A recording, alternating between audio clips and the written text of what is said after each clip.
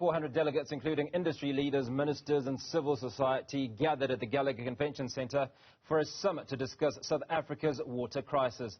This as over 3 million citizens still lack access to adequate water supply and sanitation.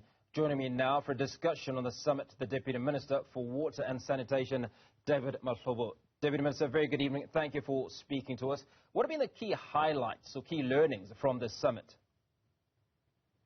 Well, one of the key highlights is that we have achieved that various stakeholders, in the main, those policymakers, especially the legislators, which is members of parliament, they were there of the Portfolio Committee, Water and Sanitation, policymakers, which are ministers, especially Minister of Culture, Human Settlement, Agriculture, mayors were there. Also, we also have water services authorities under one roof, those who are responsible to provide basic services on the ground. But we're also blessed by the state-owned entities that are part of the water sector and sanitation family.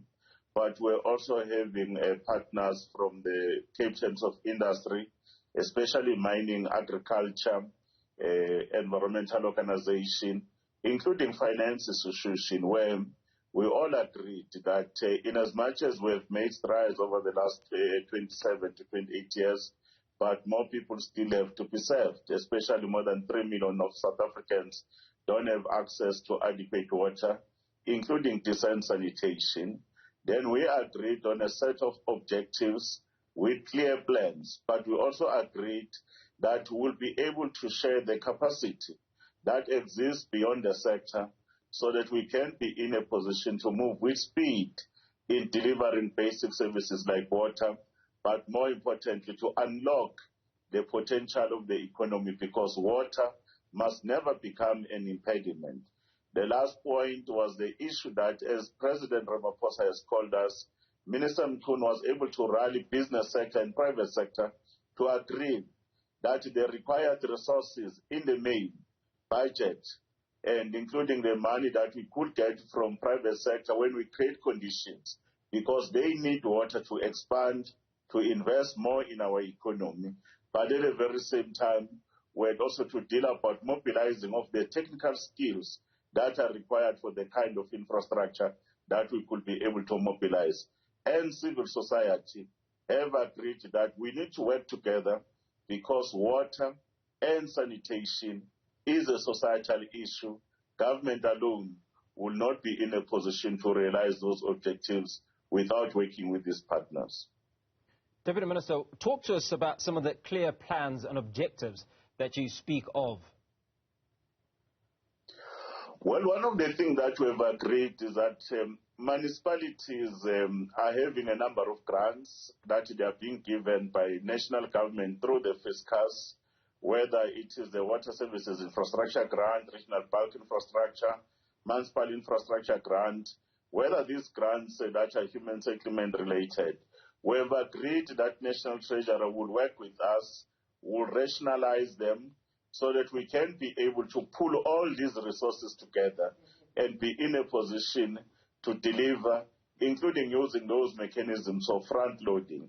That is one of the firm decisions, because some of these municipalities have always been complaining about limited funding. But when it comes to issues of weak planning and execution, we have strong institutions like the water boards.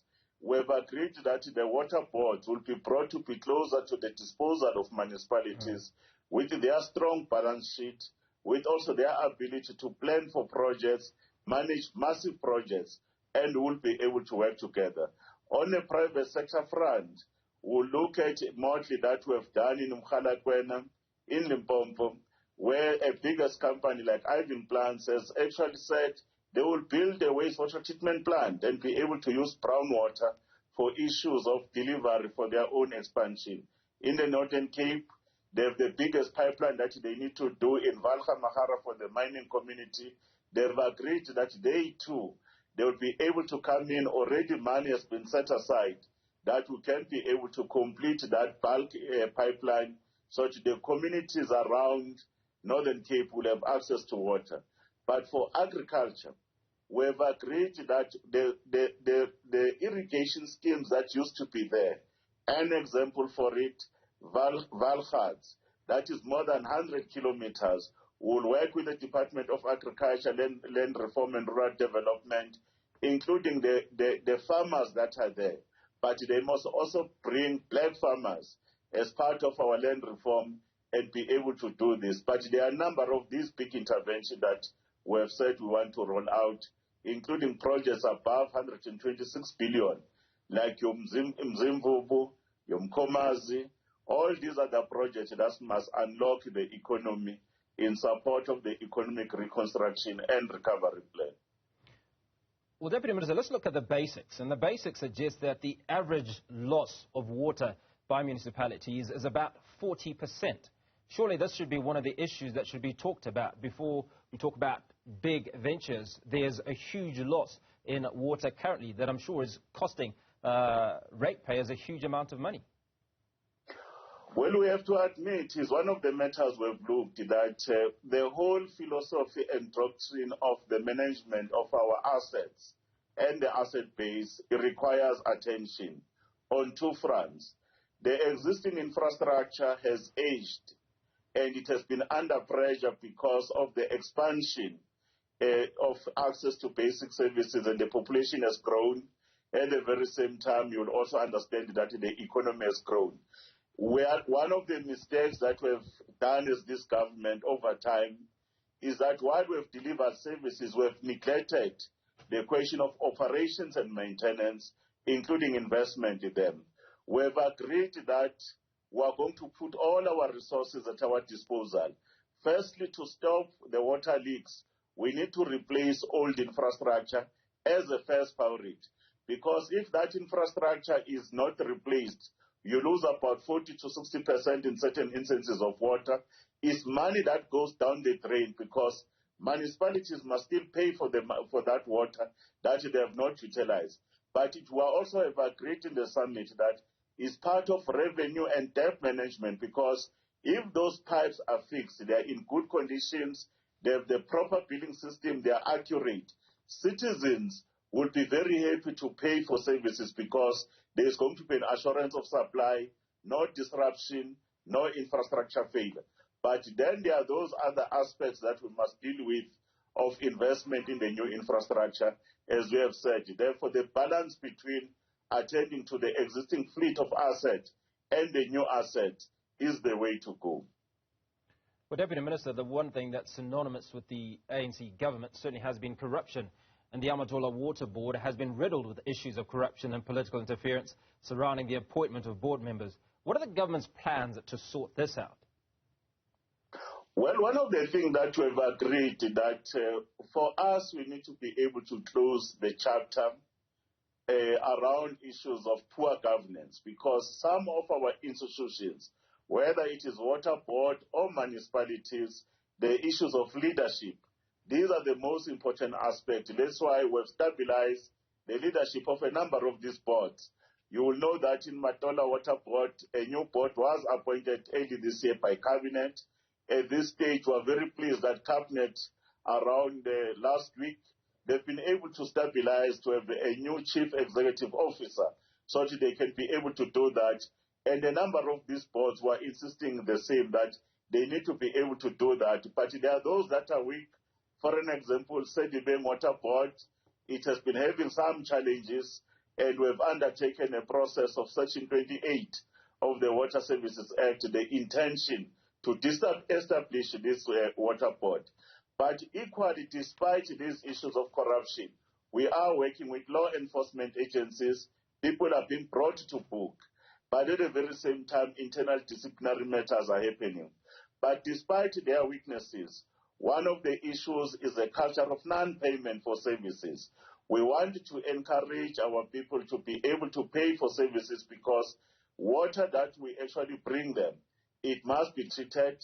We need to have electricity as a power to that. We must have the right chemicals, and we must have the right people that have the right skills. Therefore, the escalating debt that is being owed to water boards and municipalities is a matter of concern.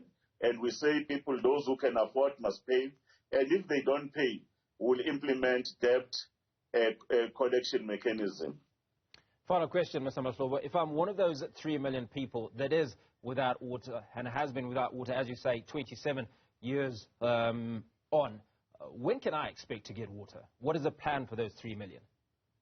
Well, after we've gone to all the provinces with Minister Mkuno and Deputy Minister Makati, we've engaged with all the premiers of the 9 provinces. We've engaged with all the water services authorities as municipalities. We've agreed with them that we will spare no effort in ensuring that in a short term, those that don't have water must be provided water through temporary means. In the main, exploitation of groundwater using boreholes, but in certain instances we'll use the tankering. But at the very same time, there are too many water projects and money that is in the hands of municipalities that gets to be returned to the national fiscus. Hence our intervention that water boards within their capacity, they will be able to come in, implement these projects, either bringing in project management or contract management. But where municipalities are not coming to the party, we will never shy away as the national ministry to intervene and be able to take over the delivery of water like we are doing with the municipality of Mfuleni. We are going to be putting under other municipalities under Section 63 intervention, because those citizens, they too, under the sun, they deserve to have access to water. Mr. Mahlobo, we are going to be certainly watching this space. Deputy Minister for Water and Sanitation, David Mahlobo, thank you for your time this evening.